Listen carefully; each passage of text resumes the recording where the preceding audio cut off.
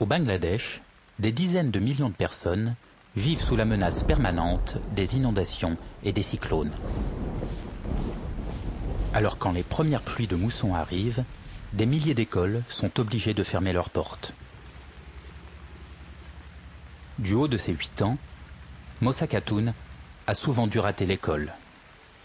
Mais grâce à cet ancien habitant de Chindoulé, devenu un architecte connu, Mossa n'a plus jamais raté une seule journée de cours depuis 2006. Plus jeune, Mohamed Rezman a vécu la même situation. Alors, dès qu'il en a eu les moyens, il a abandonné l'architecture pour se consacrer à son village.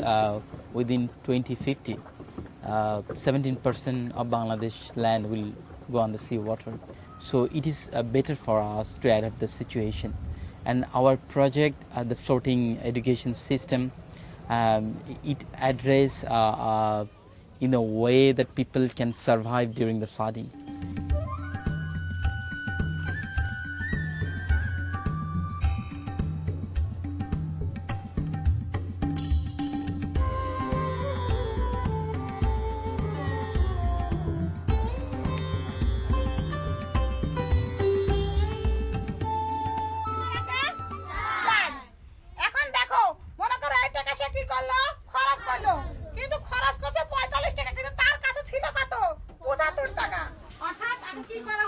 আমাদের দেশে 2 থেকে 3 বার বন্যা হয়। বন্যার সময় অন্যান্য school ডুবে যায়, নৌকা স্কুল ডুবে না।